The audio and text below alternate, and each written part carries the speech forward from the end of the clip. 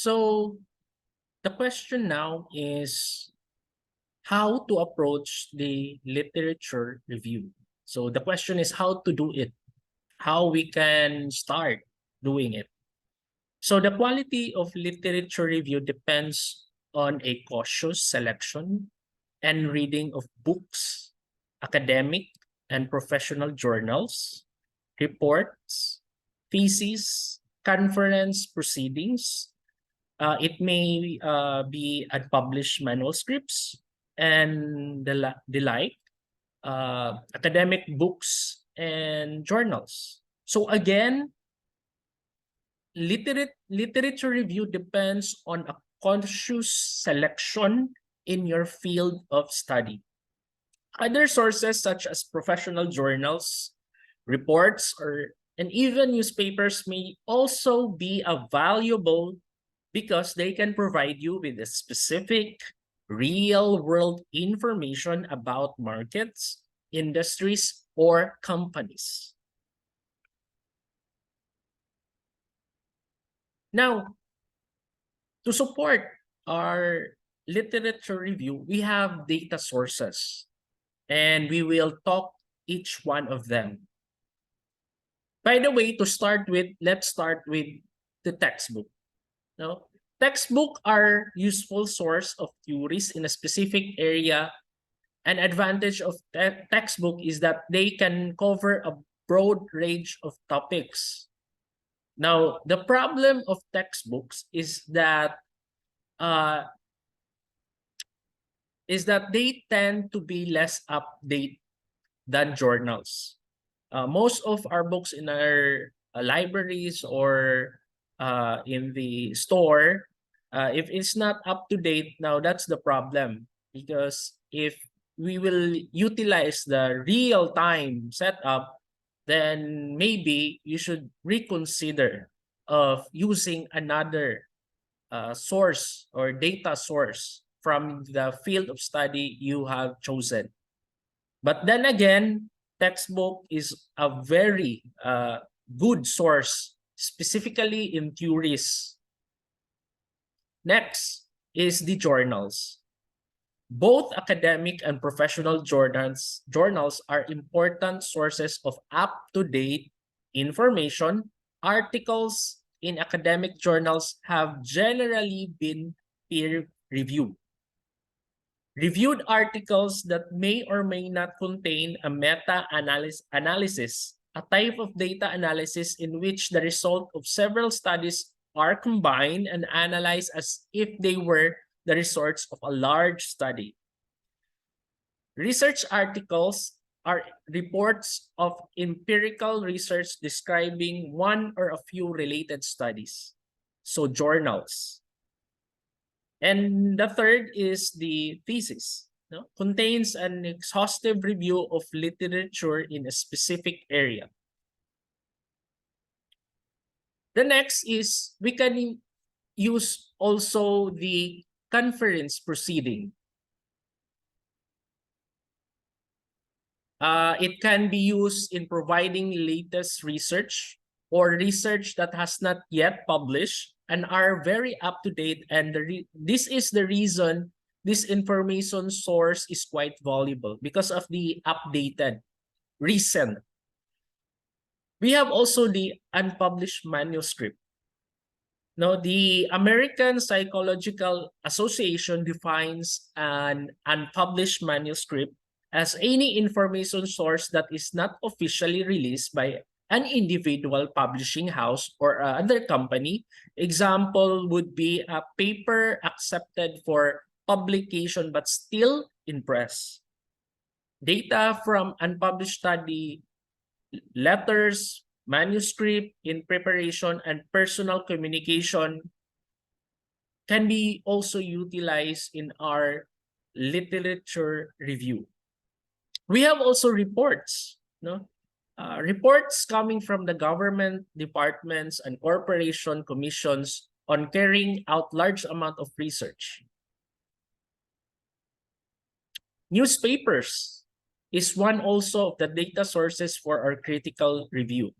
It provides up-to-date business information, especially in the business side of the newspaper. So you can utilize that as one of the sources of our literature review. The next is the most easiest and the most common nowadays, the internet. The amount of information that can be found in the World Wide Web is enormous.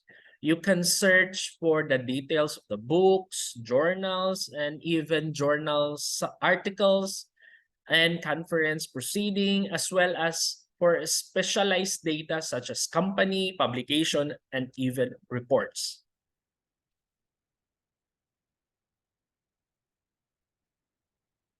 Now, in searching for literature, previously one had to manually go to several bibliographical indexes that are compiled periodically. In the old times, you need to go to a publishing store or public library to get the bibliographical indexes. Nowadays, they are now being computerized as databases, and it provides us a large number of advantages. First, they save enormous amount of time since you can easily type or search it in the bar area, searching bar area of the computer. And the second, they are comprehensive in their listing and review preferences. It's a detailed. And third, gaining access to them is relatively inexpensive. Some of this data is being paid in the World Wide Web. So you need to pay just to access for the references of your field of interest, the bibliographical indexes. Now, most libraries have the following electronic sources. First, we have electronic journals. Your library is probably subscribed to a journal that are published or made available online. We have also full text databases. These full text databases provide a full text of articles. Find out which full text databases that are provided by our public library or publishing house. Now, bibliographical databases displays only bibliographic citations. That is the name of the author, the title of the article of the book, source of publication, even the year, the volume, and the page number. Now we have also the abstract databases. So abstract databases also provide an abstracts or summary of articles. They do not provide the full text of article of the manuscript. The next is evaluating the literature. No? Why is it important that we need to evaluate? For the reason, we need to evaluate the literature because it provides us a glance of the title of the article or books which indicate which of them may be important, significant, of which others are like to be a peripheral to the contemplated study. So it gives us a background, it gives us a glance or a glimpse of the things that maybe we can use in our field of study.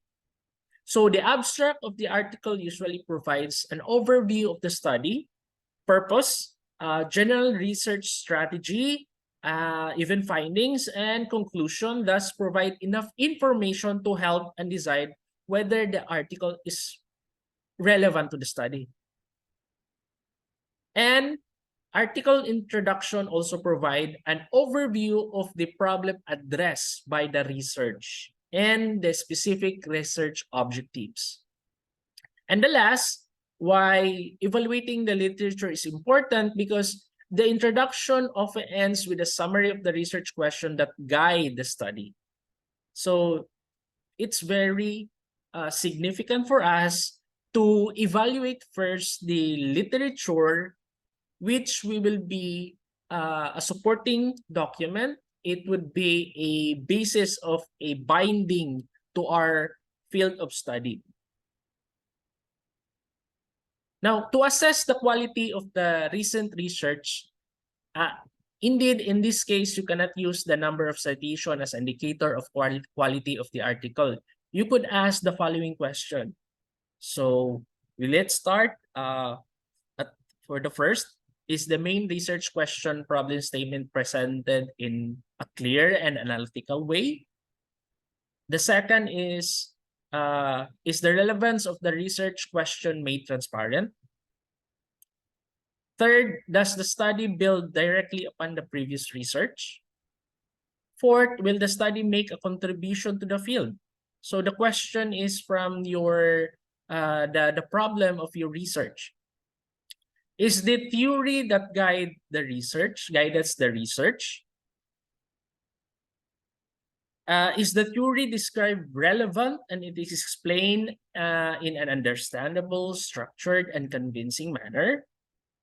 Are the methods used in the study explained in a clear manner? The description of the methods? Is the choice of a certain methods motivates in a convincing way justification of methods? Is the sample appropriate? So with this, you can give an evaluation if the literature review is a good source for your field of study. Now, to continue, are the research design and or the questionnaires appropriate to this study? Are the measures of variables valid and reliable? Has the author used the appropriate quantitative or a qualitative techniques? Do the conclusion result from finding of the study? Do the conclusions give a clear answer to the main research question? Has the author considered the limitation of the study? And finally, the last is, has the author presented the limitation of this article? So these questions can be a guide for us if the documents or the data that we are using is really connected or can be bind with our field of research or in our study.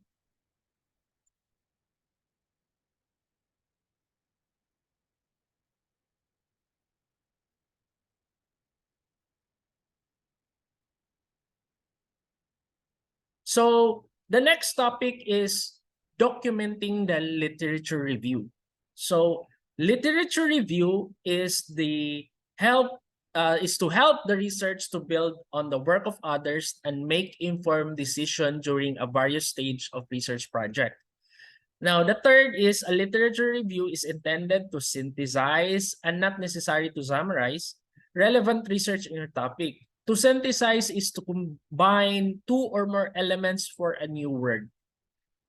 There are several accepted methods of citing reference in the literature survey selection and using quotations.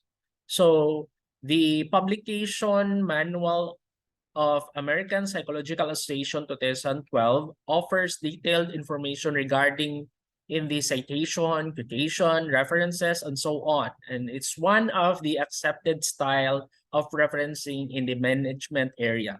We have also the Chicago Manual Style 2010 and the Turabian's Manual for Writers 2013. So this style can be used in supporting our document in the literature review.